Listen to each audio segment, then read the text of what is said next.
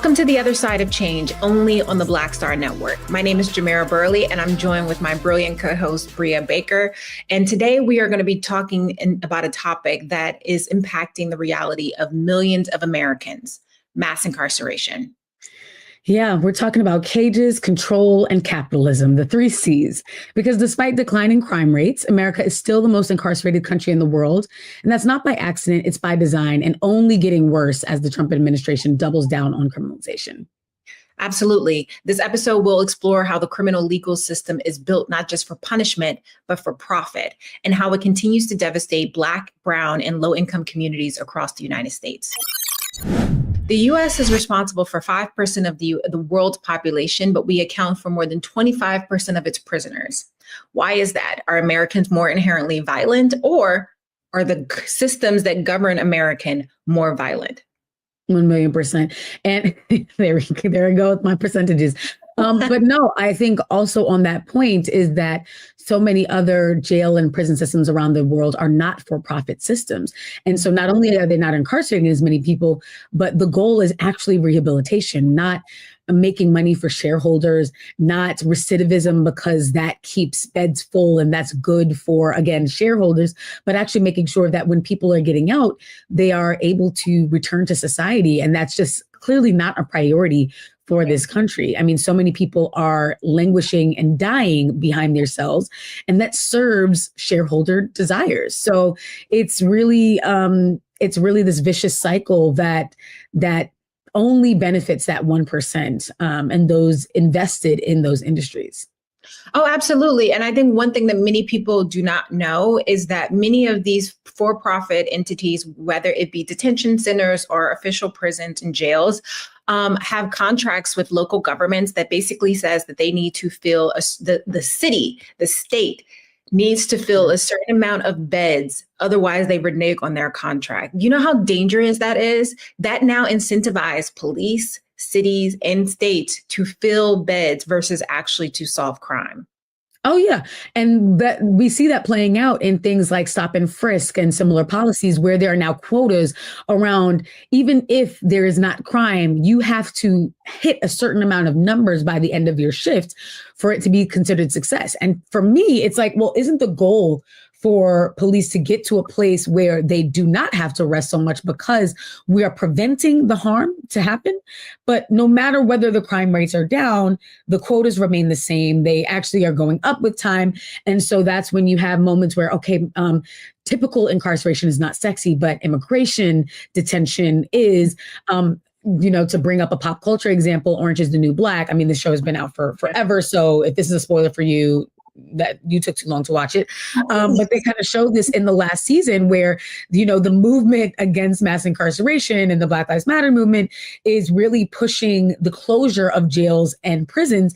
And so you have these nonviolent offenders and women who have served the majority of their sentences who are being released from the prisons and rearrested in the parking lots. And this is really something that happens by ICE and sent to immigration detention centers, because that is the new area without oversight, the new area that you can do things on. So I'm just really glad that we're digging into this even before we bring on our guests.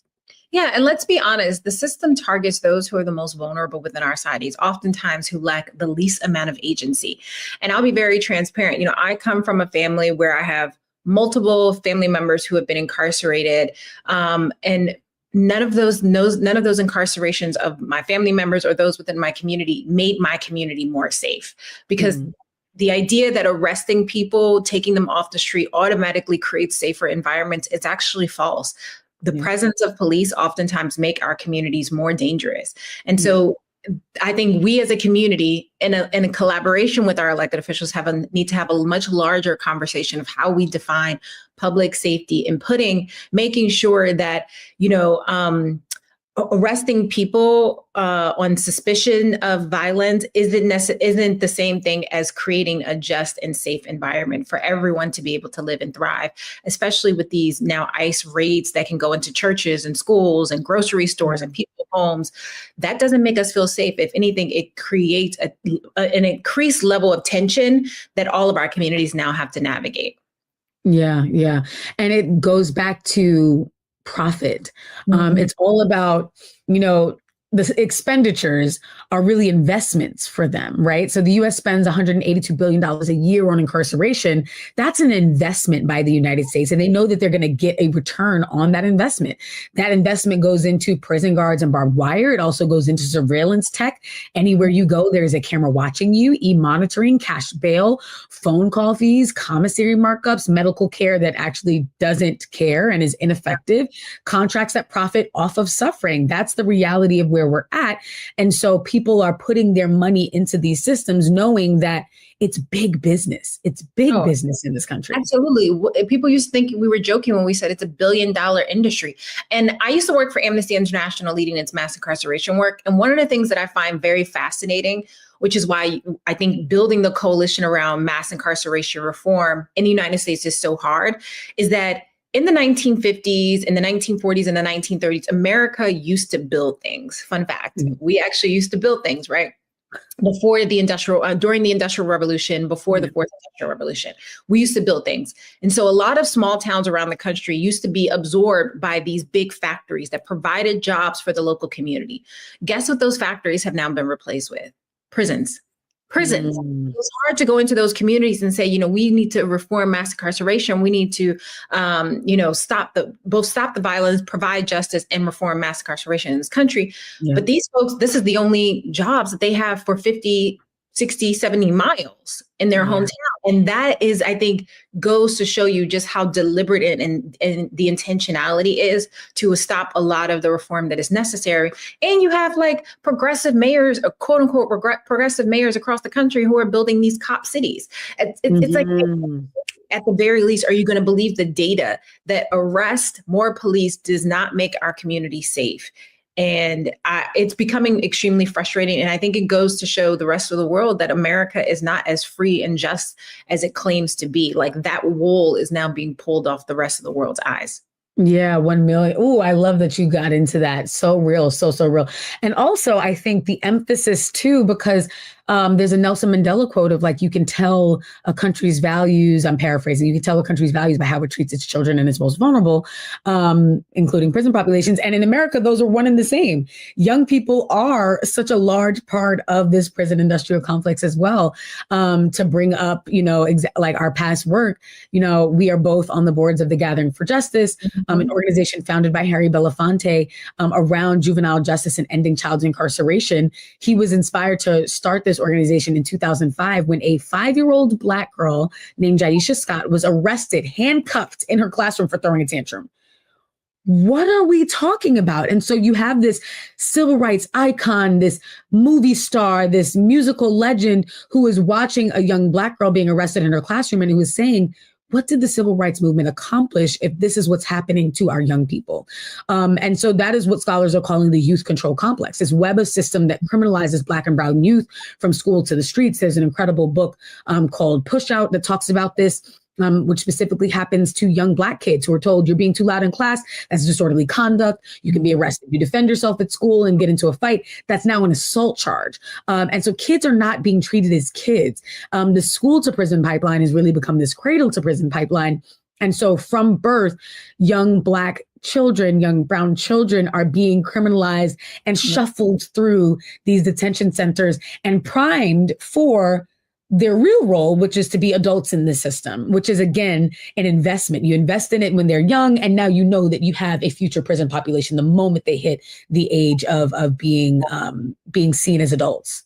Oh, the adultification of Black and brown kids are staggering. Like Tamir Rice, right? Like a little boy with a toy gun in a playground being shot within seconds of police arriving on the scene, believing that he was a grown man and he had a real gun.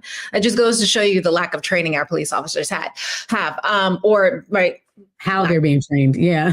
The fact that they don't care, right? They don't care because they know that they can cause harm to Black and brown communities, and there's going to be little to no accountability, or the city's going to write a check with our tax dollars to the victims. I also think what was really important about your statement, is this idea that we have instructed entire ecosystems, right, that filters children up to the school to prison pipeline or school to deportation.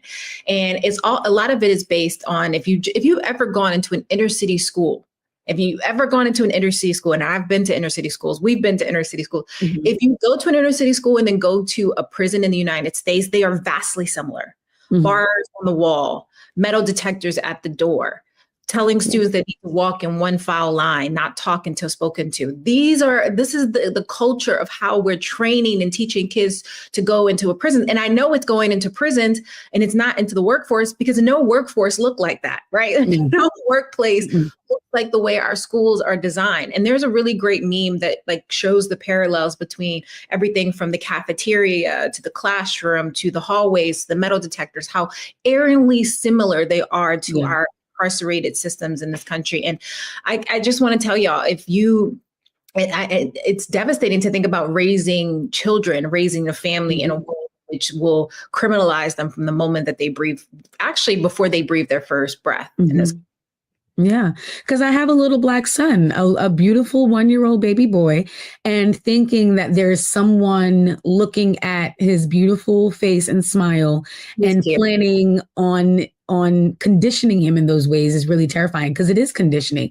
It's making people comfortable with the surveillance, with the control, with having so little autonomy over your life, so that when you are further entrenched into these systems, it just feels natural and not abnormal. And like you said, you just described the schools that I went to growing up, especially around a holiday. Like I remember talking to my wife about the fact that around Halloween, we couldn't bring book bags to school because it would make the lines at the metal detectors longer. And then at the last weeks of school, they had to be clear book bags if you did bring a bag. Like all of these moments are to say, because when you go and visit someone in jail or prison, they'll tell you what colors you can and can't wear, how low your neckline can or cannot be, what you can or cannot bring in with you. And so it's all control, and the control is tied to the profit, because then when they control what you can bring in, then you have to use their privatized systems. You have to use their telecom giants. You have to use their food vendors. You have to get the clothing that comes from the specific companies that make prison clothing. And so it's why they say the system isn't broken. It's working exactly how it was built to be. The conditioning leads to dependency on the same corporations and companies that fit into the guidelines that work within the system of surveillance and control. And then you don't even think about the fact that, oh, wait, basically you're telling me I have to spend my money with these spaces to have any sort of freedom or connection to my people on the inside, or if you are on the inside, to my people on the outside. Yeah. And I can tell you there's nothing normal about holding people in bondage. We all know, if you ever read The New Jim Crow by Michelle Alexander, we know that slavery didn't end, it transformed to mass incarceration. And we're going to dive more into that with our guest, Bianca, when we come back. But just to remind you, you're watching The Other Side of Change only on the Black Star Network.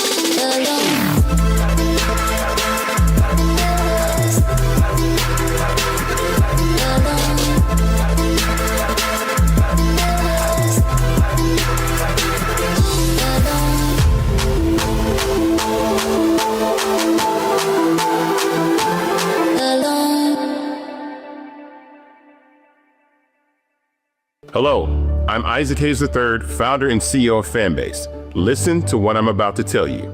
The window to invest in Fanbase is closing. We've raised over $10.6 million of our $17 million goal. That means there's room for less than 6,370 people to invest in Fanbase for the average amount. The minimum to invest in Fanbase right now is $399. That makes you an owner in Fanbase today. Go to startengine.com/fanbase to invest. Why? Because current social apps have taken advantage of users for far too long, with content suppression, shadow banning, harmful racist content, and no real tools for monetization and equity. Fanbase has over 1.4 million users and counting, allowing anyone to reach all their following and monetize their content from day one. Social media is the new TV, and whoever owns the apps that distribute that content have the opportunity to own potential billion-dollar companies. While big platforms with uncertain futures are failing to serve their users, Fanbase is stepping up to fill the gap. Don't wait until it's too late. Invest now, invest for yourself and your future. Go to startengine.com/fanbase and own the next generation of social media.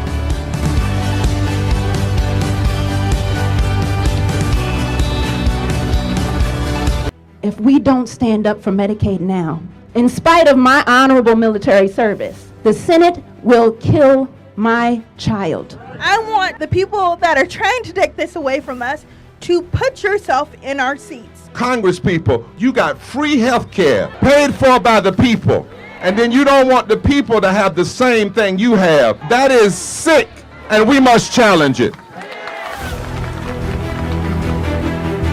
This bill will deny millions of people the health care that they need. This is policy violence. And we won't be silent anymore.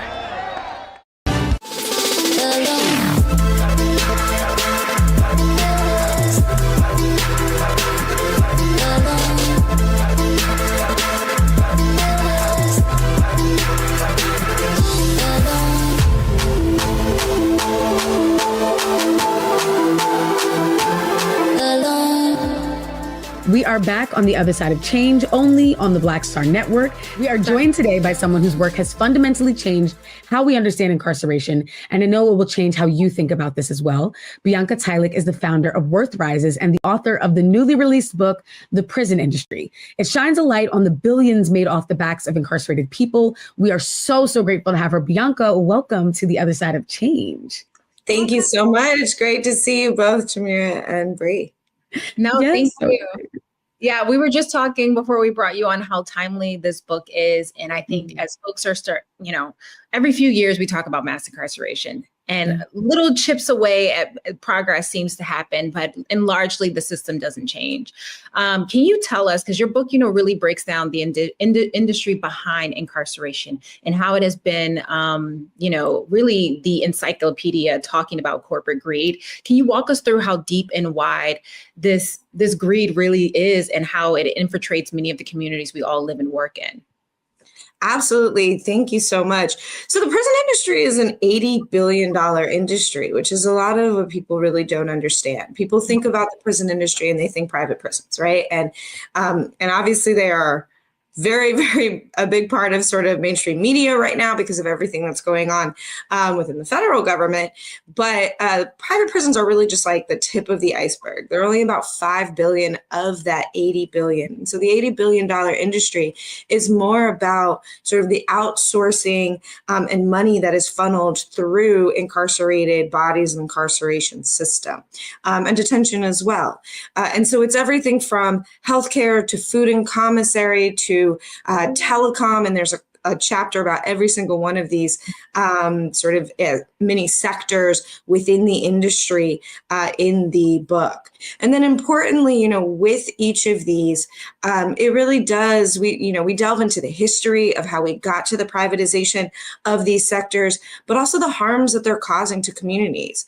And so as you said, it's like, what is happening to communities because of these particular sectors, the privatization and the corporate greed, and at times government greed that's being sort of levied, is families and people who are incarcerated are truly suffering.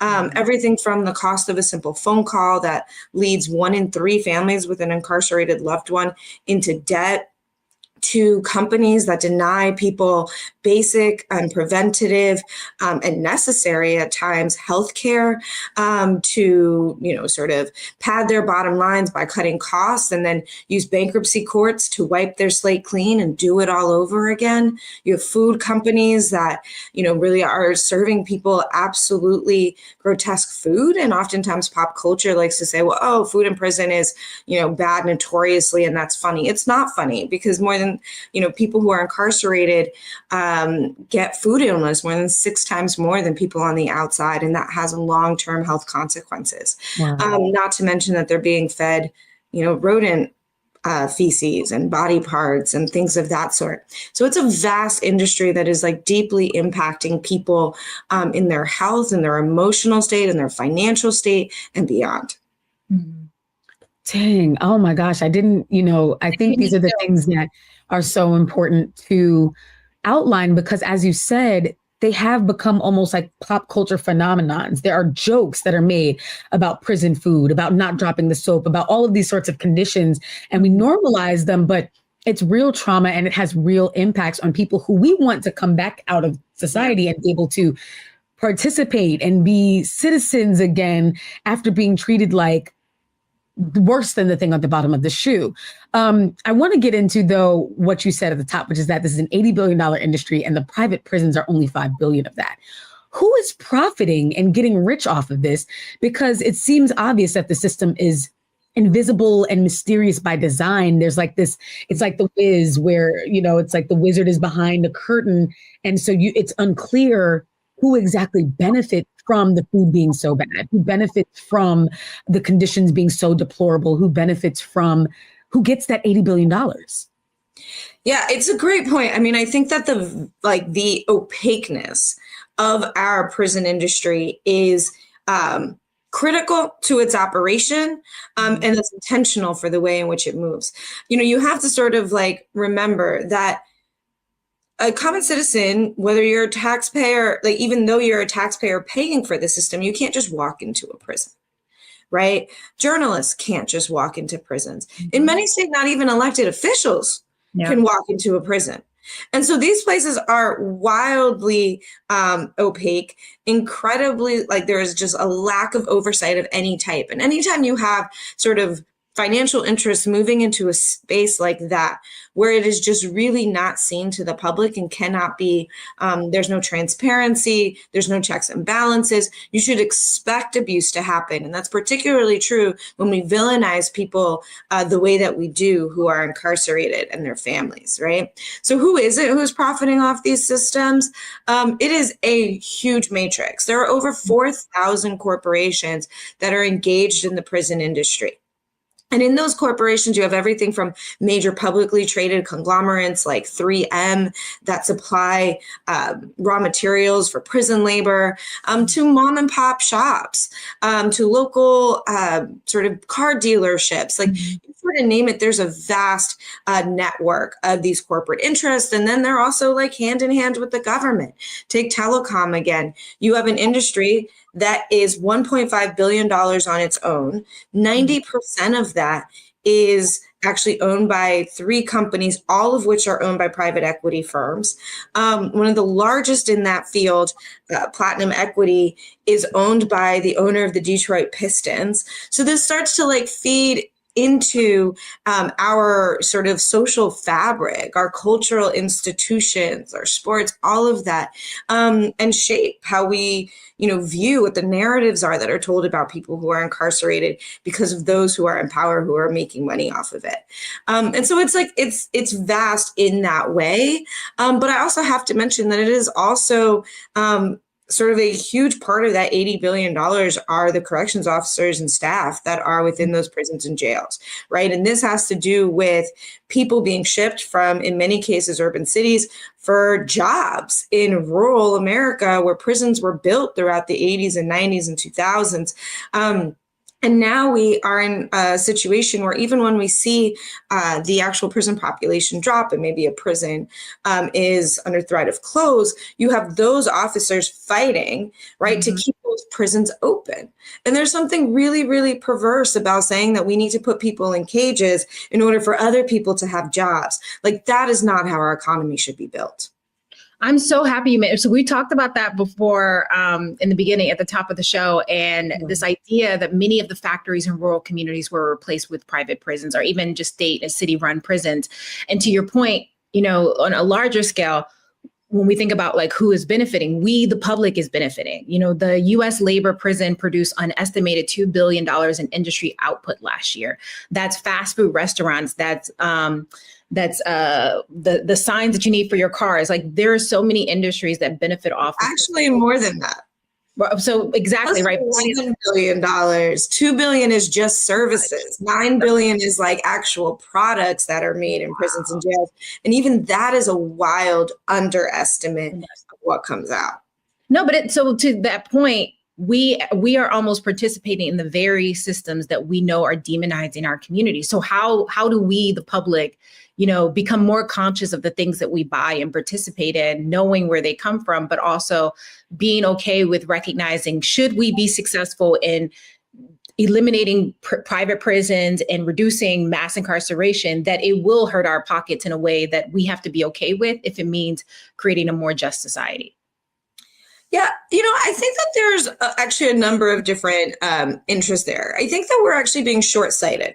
Mm-hmm. The version that we're told now, right, and that we know, which is, yes, we are benefiting in all these different ways. And I want to be clear, it's often not us benefiting, but sometimes the corporations, governments in different places, and yes, then the taxpayers sort of down the line. But there are also, we did actually a cost-benefit analysis of ending slavery in prisons. Mm-hmm. It's 2025. We did a cost benefit analysis on ending slavery. I just want to note that. But we did, nevertheless, working with, sort of very high profile, high level economists. And what we found was that actually ending slavery would put $18 billion minimum back into our economy on an annual basis. And so as much as we are getting a lot out of the institution of slavery and incarceration, mass incarceration, we have more to gain from ending it. We just don't talk about it in that way and in the long term because we are so short-sighted about the immediate costs that need to be then remedied. Right. So I think that's the first thing. The second thing is, this system is in many ways a windfall, right, for the sort of profiteers, the prison profiteers that we're talking about. But the best way for taxpayers, the everyday person, to actually save money is not through the abuse of prison labor. It is through freeing people. This system is still wildly expensive, right? Yes, we might get $11 billion of products and services out of prisons and jails, but we're spending $80 billion. Yeah. So, or more than that, right? And so at the end of the day, and mind you, that's only prisons and jails. If you add in courts and detention centers and halfway houses, $180 billion. It's $185 billion that you're talking about for the entire, sort of mechanism to function. That is a huge drain on taxpayer resources. And so we can't be short-sighted in the limitations of what we get out right now, because the main people winning are not us as taxpayers. And that's beyond, that's from a financial standpoint. That's beyond the long-term impacts, economic impacts on communities and the social impacts on the ability for different families and communities to move up the economic ladder, as well as just human decency, right? And what happens to people, as well as our safety. Our safety is not served by this system. Right. So much so that private prisons, which are in most cases the only prison-only businesses that are publicly traded, in their own annual reports that they have to file for shareholders, they actually mention a reduction in crime as a risk to their business. So if you think that this system is designed to keep you safe, you are very strongly mistaken. That's just evil. Yeah. Evil. Yeah, 1 million per. And I want to get deeper into that point of we are not being served by these industries and these corporations. And you talked about the actual just human impacts. There's so many numbers that we're throwing around that are important to understanding the business and the investments and all of that behind this. But even your point about the food illnesses and that being at a greater rate inside of these sorts of facilities. Or we were kind of leaning into earlier this idea that, when parents go into prison, the whole family suffers. Yeah. And that what are the other ways that real people and families are impacted by this privatization? Yeah, absolutely. I mean, these families are impacted in a number of ways, right? So people who are incarcerated are denied wages and then charged exorbitant fees and rates for often substandard sort of services and products, right? So people on average in prison are earning about 14 cents an hour. In about 7 or 8 states, people earn nothing at all on majority of jobs. And so that's important because a lot of people, when we talk about wages in prison, think, oh, well, it's the denial of wages to the person who's incarcerated, who is supposed to, quote unquote, pay their debt to society. I always say, who are you actually stealing wages from? Many of these people who are incarcerated were the primary breadwinners for their families before they went inside. You are stealing wages from their children for who they cannot pay child support, or provide other types of family support, right, from their spouses and things of that sort. People come out of prison with tens of thousands of dollars in child support despite having worked full-time jobs. You are denying victims restitution. Imagine trying to pay $10,000, $20,000, $30,000 in restitution on 9 cents an hour. In that case, who is the person actually paying their debt to for the harm? Is it society? Are we the ones owed, or is it the victim that's owed? In which case, like, why not actually give them a pathway to provide that debt or to pay that debt back to that person? Right. And then beyond that, you get not just the loss of revenue for families and victims and others, but you also get the new expense lines, right? So being in prison is not free, contrary to, again, pop culture. It's like some free ride, free healthcare, free, housing, all these things. Being in prison is incredibly expensive, especially when you have absolutely no income in many cases, or, you get a check for $20 every 2 weeks.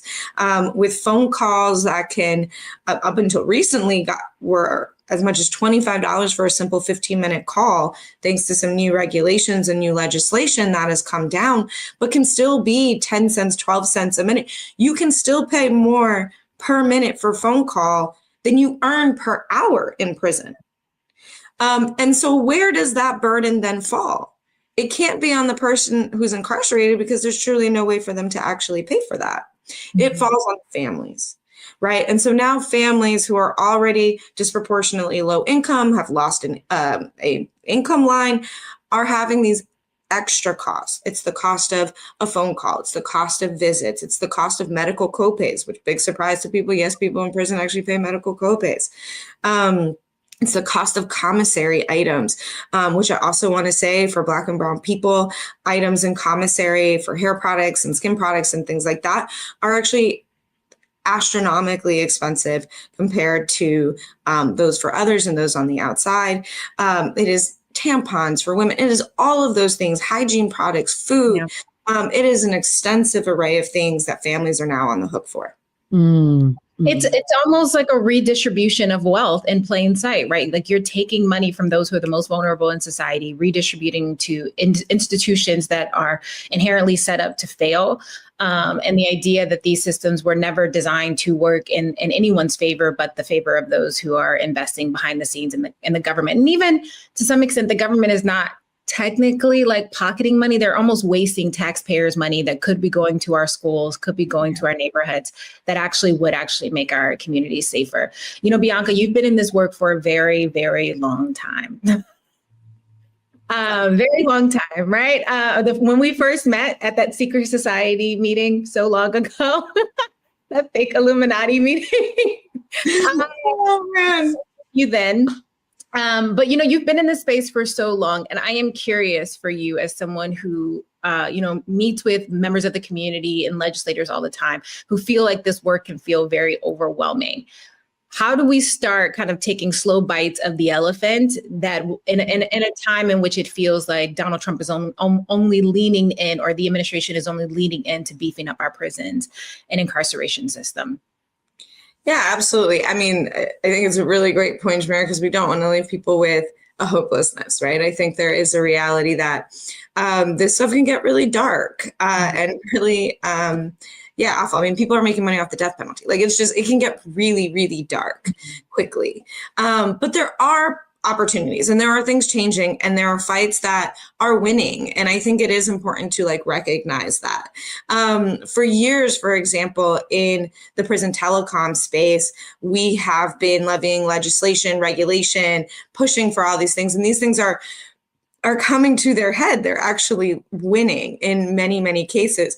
And you say take small bites of the apple. I think sometimes we can take major bites of the apple and expect to win too. No, I said elephant. The apple is edible. The elephant is huge. There you go. Yes. And so we passed, for example, the first piece of legislation in the country to make communication in a prisoner jail entirely free. And we're like, we don't want it cheaper. We don't want just make it free. It is 2025. I live in the city of New York, and in the city of New York, on every single New York City block, there is a kiosk where you can make a phone call anywhere in the country for free. If we can do that for the city of New York and 8 million people, we can do that in our prisons and jails. And so we started to levy that fight. And to date, we've been able to pass similar legislation in many cities and counties, states, and even the federal system, making it such that over 300,000 incarcerated people today have fully free access to phone calls. And of course, their families. We have generated over 2.5 billion additional call minutes and saved families over $500 million. And so we are making those massive strides, and the industry is upset. They're fighting really hard in courts and all these different things, and they haven't yet been able to score their win, so much so that one of these companies is probably weeks away from filing for bankruptcy. And so it is absolutely possible. And I think in terms of what, the average sort of person can do, there's a number of things, right? You can do everything from, if you have the time, get involved in one of your local campaigns to make communication free in prison. You can reach out to your legislator to tell them to end the exception in the 13th Amendment that still allows for slavery in our country, so long as you have been convicted of a crime. And you can do that at endtheexception.com. You can follow our work, read the book, just make sure to educate yourself and then educate others around you. You can go to data.worthrises.org, which is where we have that entire database of over 4,000 corporations that are engaged in the prison industry. And have a sort of consciousness about what businesses you engage with, whether through your day-to-day life or through your investment portfolio or through the endowment of the university that you're with, or your pension, if you're working, all of those things. So, there are many steps that I think can be taken that absolutely do make a huge difference. Yeah. Thank you so much. That's so good to hear you say, because I know that people, feel swamped and feel like there's so many issue areas that they care deeply about. And because these corporations feel so big, like I don't have billions of dollars to go up against them. I don't have the sort of power and influence that they have, but we do have power and influence in different ways. And it's important that we leverage it and never feel as though we are helpless in this. And we have to step up, especially for those of us who are not being swallowed by those systems, because those on the inside have even less power and influence to speak out against them. So I really appreciate that. Before we let you go, tell us what you want people to take away from the book, how people can support, where they can buy, where they might be able to find you for in-person book events, all of that. Yes, absolutely. So obviously, please buy the book. It is available in basically every online retailer, major retailer where you might buy books, as well as many local bookstores. So make sure to patronize your local bookstores. If they don't have it, feel free to ask for it. It's a great way to get it in. And then also, if you visit us at worthrises.org/the prison industry, you can find the events calendar, book talks that we're having. We just finished some in Philly, New York, and are moving to other cities around the country. And so we hope to see you at one. Awesome. Thank you so much, Bianca. Thank you. We appreciate you deep. Thank you for doing this work, making it so easy for us to know and be informed and take action. And good luck on the book tour. Thank you, thank you, thank you. Take care, y'all. So we're going to take a quick break. You are watching On the Other Side of Change, only on the Black Star Network.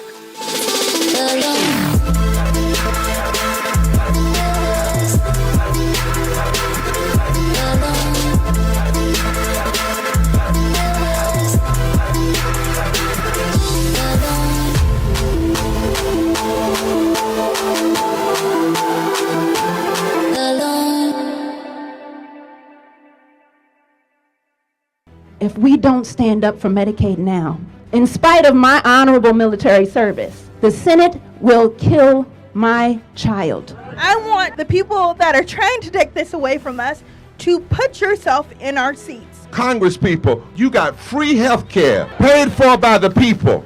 And then you don't want the people to have the same thing you have. That is sick, and we must challenge it. This bill will deny millions of people the health care that they need. This is policy violence. And we won't be silent anymore.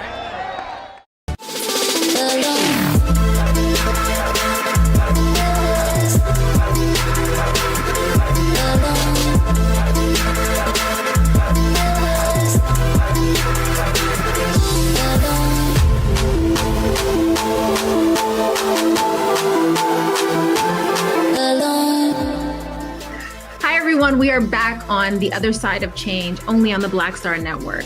So before the break, we were talking about this constitutional conflict that is happening with the Trump administration. So let's break down what exactly is unconstitutional about what we are seeing with Trump and his allies, especially as it relates to immigration.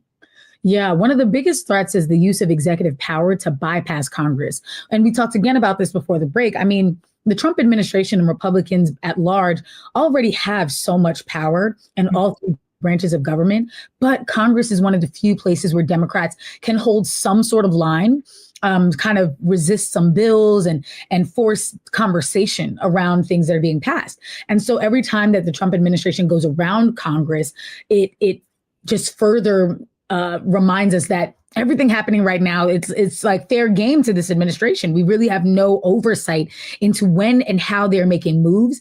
It's emboldening ICE, which already had very limited oversight. I mean, you never know where someone is going, what facility. You know, when someone is arrested, you know what jail they're being booked at, when they're being transferred, how long they could be held in a jail before they have to see a judge, before they have to have some sort of right to talk to an attorney.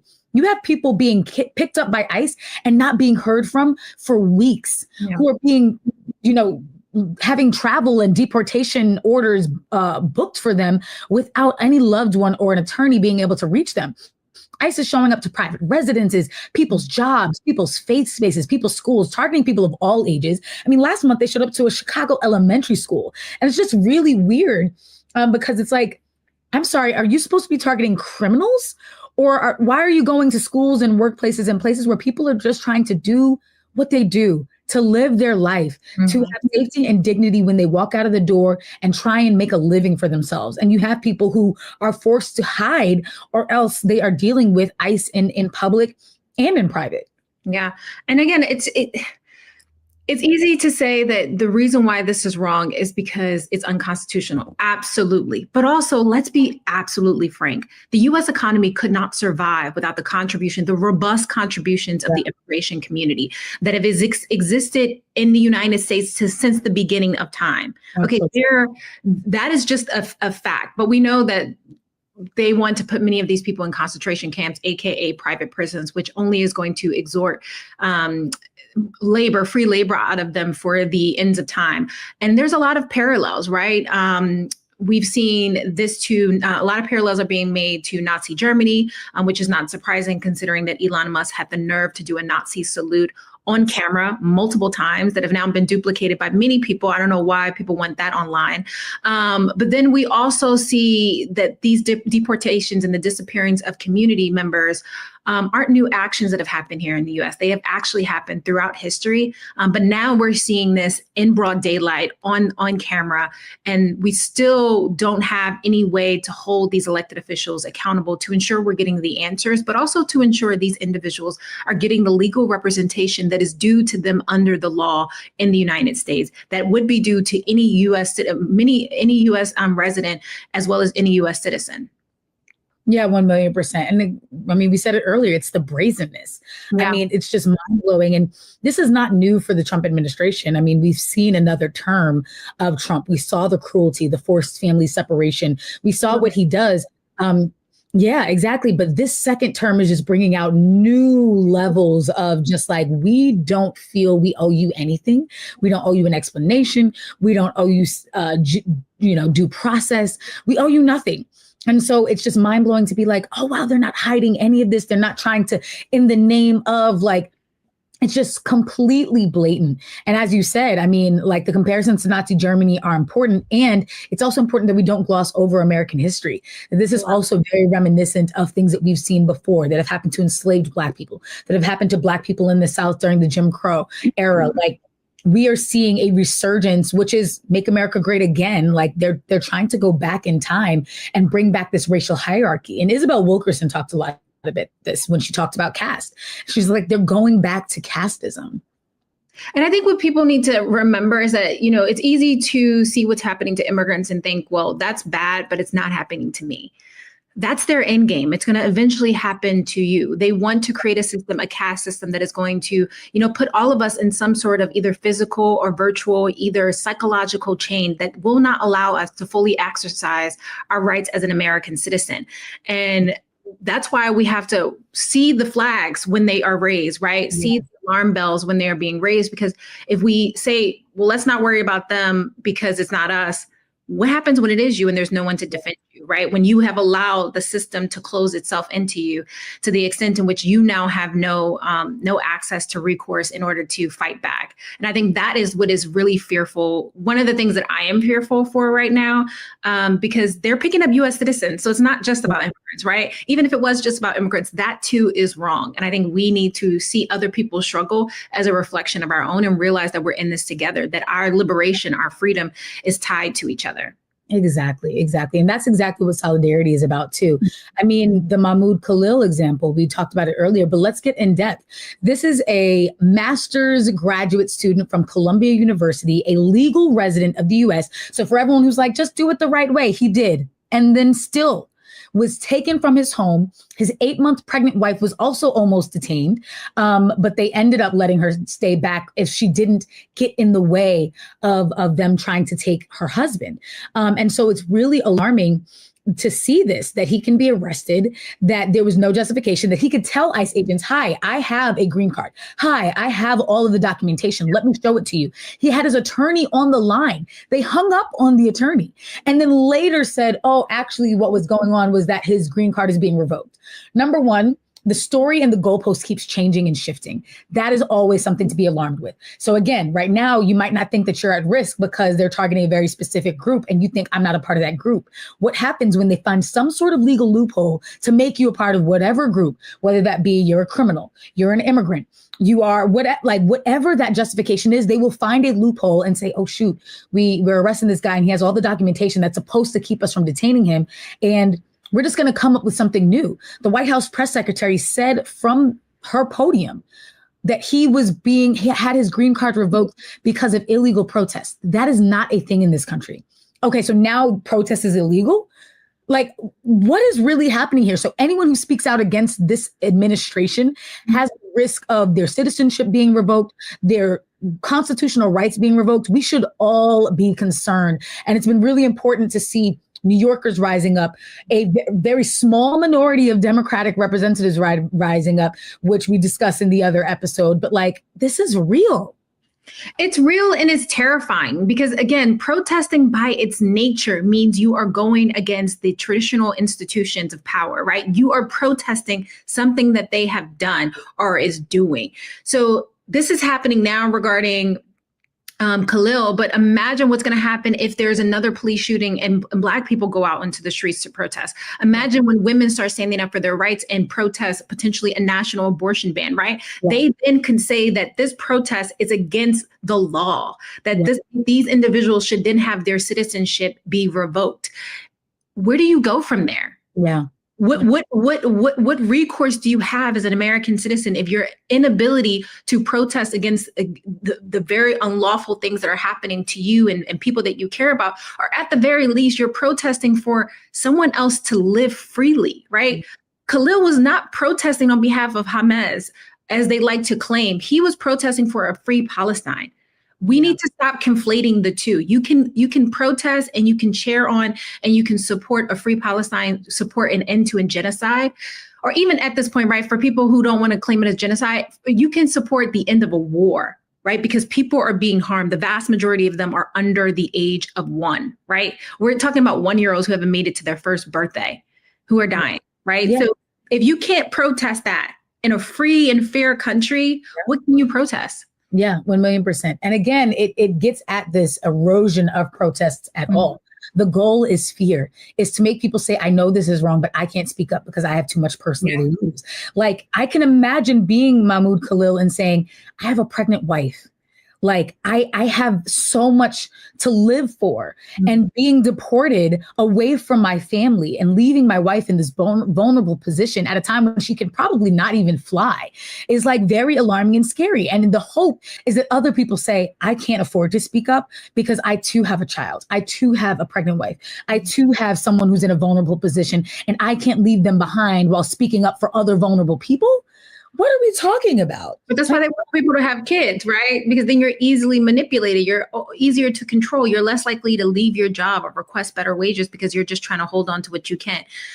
Which is why, again, everything is connected. We can't look at anything in a silo. It is a way to control us and to slowly strip away our ability to fight back.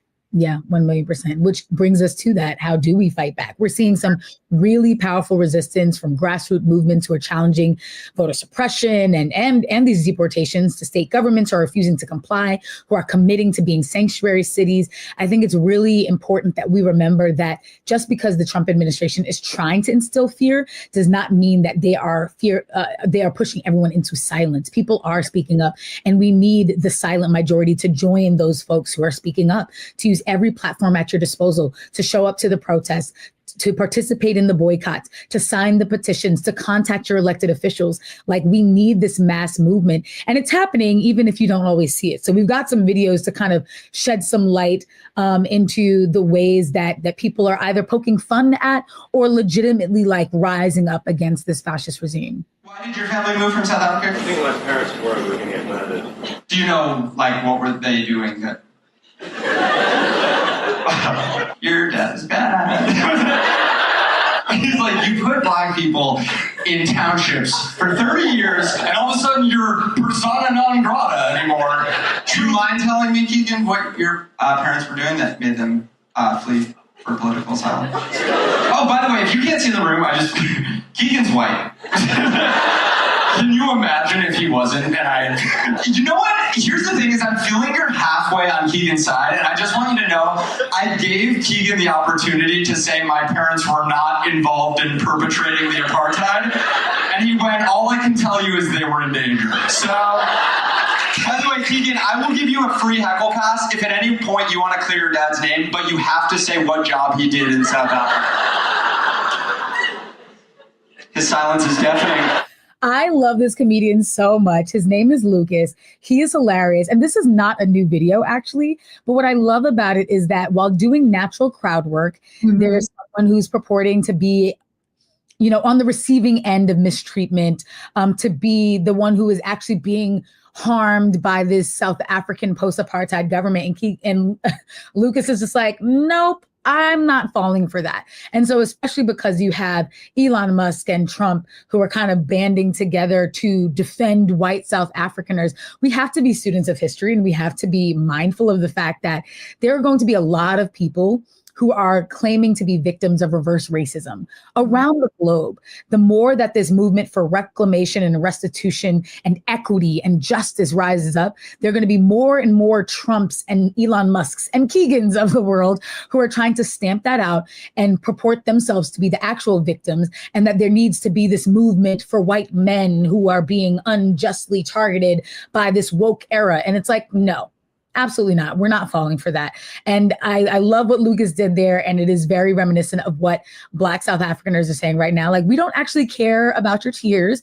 We are still pursuing justice in a post-apartheid world. And if that feels unfair to you, you can leave, because this is not your home, and it can't be your home. Like, listen, I'm here for people being able to move around freely, but not if you're going to come into a place and trample over the rights of the indigenous people there, trample over the rights of people of color there. And that's exactly what was happening in this situation. I love it. Yeah, like, no one deserves to be harmed, right? But through healing and reconciliation, people are held accountable. And that for some people might feel like harm, but really it's not. And I think what Lucas really emulated is the need for all of us to practice discernment. When we hear things, when we see things, to ask questions of those who are presenting information as though it is evident in fact.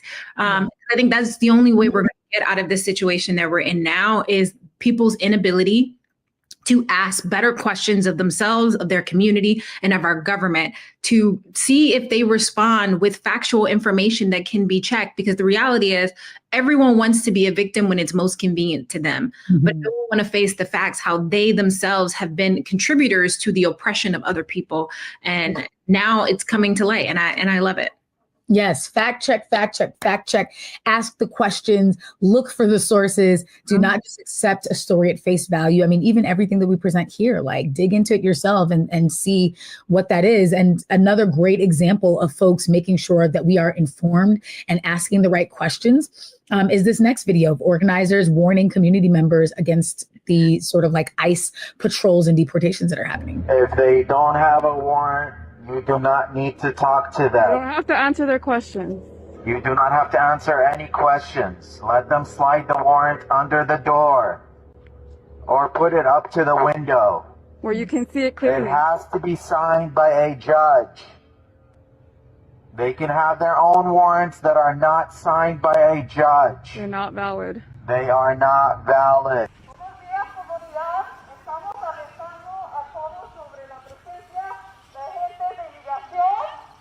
Shut up, ICE.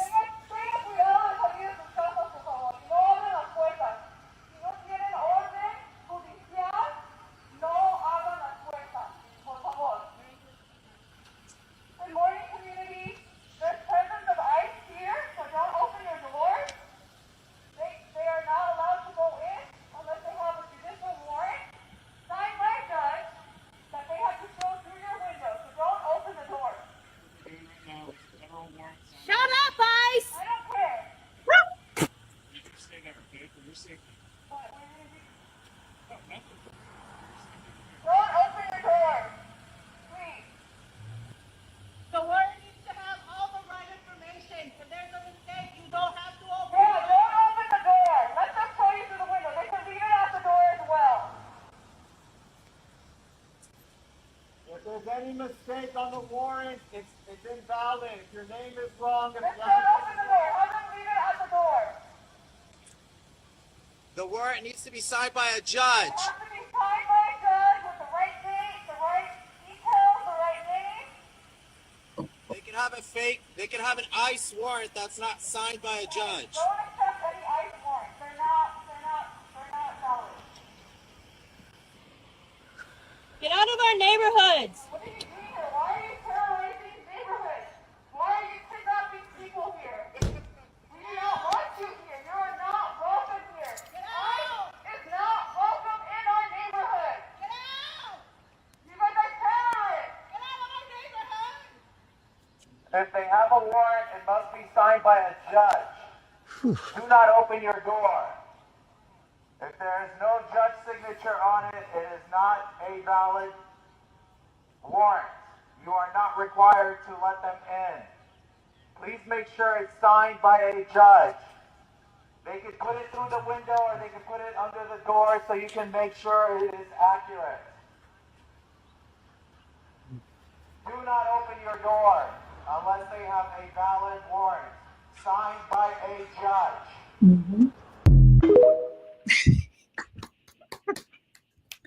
Community is going to be the only way we save ourselves. Is people need to speak up and speak out. Oh my God. Whoever had the blowhorn, I need to get one now. Right. No, I was literally thinking that. I was like, I need one just so that if ICE pulls up, I'm on it and I'm ready, because it's so real. They feed off of fear. They feed off of the hope that you're going to be singled out, isolated, and just unsure and not wanting to put your neighbors at risk. And so you're going to open the door to get them gone. But once you've opened the door, you've literally opened the floodgates for them to say, we were invited in and now we can take you. And I just love to see community. Number one, the repetition. It has to be signed by a judge. All of the details have to be correct. You do not need to open your door. Tell them to put it up against the window, slide it under the door so you can examine it without them having access to your home. Like, yes. But I already know your favorite part of the video. Shut up, ICE. That was so funny. I love it too, because it's also just like, at some point we have to remember, similar to Nazi Germany, people will say, I'm just doing my job. Well, get out of our community doing this whack job, because we don't want you don't have to do your job. You don't have to do your job. There's I forgot who wrote the quote, like whether or not you became a Nazi in the administration working as a soldier, right? Whether or not you became that through your own volunteering, or whether you became that through appointment or through some form of nationalist ideology for what was happening with your country, you still were a Nazi, right? And that goes the same for anyone who chooses to become an officer of ICE. You don't have to do that job. You don't. Yep.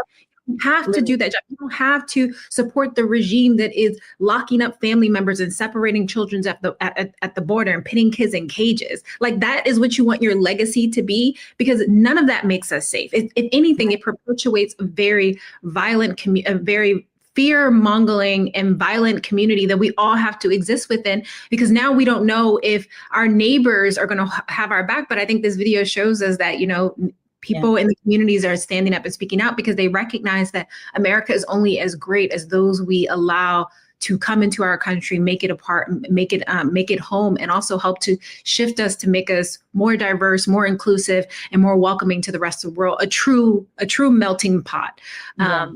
I think some of Trump's actions, as he continues to pick out things from the melting pot, right, and throw it away, whether it's gay, lesbian, birthing women, biological birthing women, or trans, out of the melting pot, that doesn't make us whole as a country. If anything, it makes us less than who we truly have the potential to be. 1,000,000%. And we keep us safe, community. We keep us safe. So I just love to see community members speaking out in that way. Shut up, ICE. Right. Shut up, ICE. Get out of this community. We don't want to hear from you. Like, I love it so much. And then our last video, another example of communities showing up. There are massive protests happening all over this country. Do not be fooled into thinking that everybody's being silent right now. So if you're someone who's saying, I'm just doing my job, or there's nothing else that I thought I could do, or I'm just focused on me and my family, there is so much that you can do. Again, find your nearest protest, boycott, contact your elected representatives, and find protests like this one. Casey, thank you. Breaking right now, a crowd gathering this morning in downtown LA. You're taking a live look at a protest over the recent surge in ICE raids and deportations. Last Monday, So you can see a lot of protesters in downtown LA. They've got Mexican flags. They're in solidarity. Many of these folks are themselves Chicano or Mexican American and are fighting for their siblings, their loved ones. This is what solidarity looks like. And it's so important that we not allow it to be the people who are directly impacted to be the only ones showing up. But we all have to be speaking up, whether a non-Black person going to Black Lives Matter protests, a non-immigrant showing up for immigrant rights, a straight person showing up for LGBTQ rights. We all have to be speaking up in this moment. Absolutely. And this is a prime example of when your privilege can be weaponized for good. And I don't normally say that, but this is a moment when your privilege can be weaponized for good. If you are not a directly impacted person being impacted by a particular issue, you have the ability to put your body, your platform on the line in order to represent the interests of those communities, because you are less likely to be to face any sort of like serious repercussions. And so it's inspiring to see that. And I know that mainstream media is not showing these protests intentionally, right, to discourage all of us from feeling like we do have allies, we do have people speaking up, because they know that true change comes when people start to organize, when people start to speak out, when people start to hold traditional institutions of power accountable. And now should be no different. And I think the more we share clips like this and information like this reminds us all that we have a say, that we have a right to push back and ask for more and to demand more of our government. And we shouldn't be fearful that we shouldn't be fearful that we are not going to have the people in our communities and our surrounding neighborhoods stand up with us, because we're constantly seeing examples of that's just not being true. Yeah, 1,000,000%. So we're going to be right back. We're going to take a quick break. You're watching The Other Side of Change only on the Black Star Network.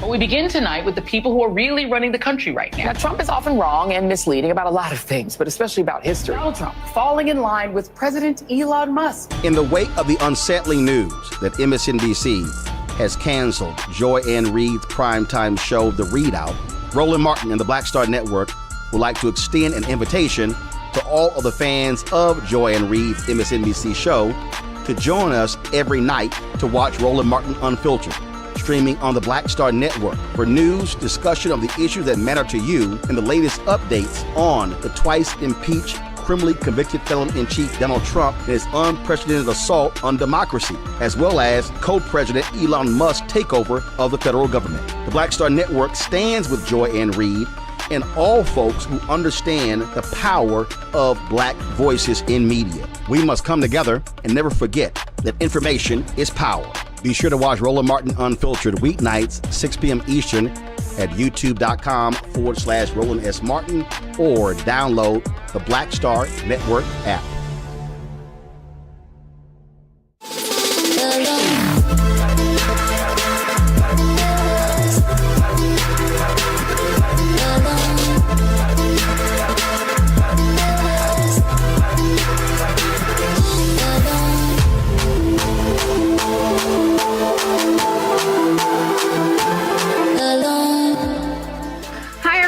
We are back on the other side of change, only on the Black Star Network, and this conversation is by far not over. It is the beginning of so many other conversations that need to happen, especially as we look at the constitutional crisis that is happening with immigration here in the U.S.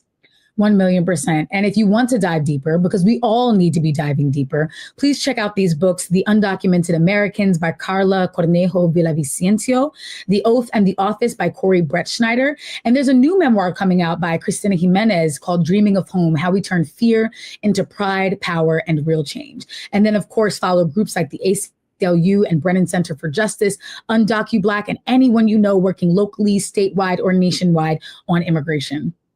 And a reminder that an organized population is a dangerous population. And more importantly, stay engaged, know your rights, organize, and hold your representatives accountable.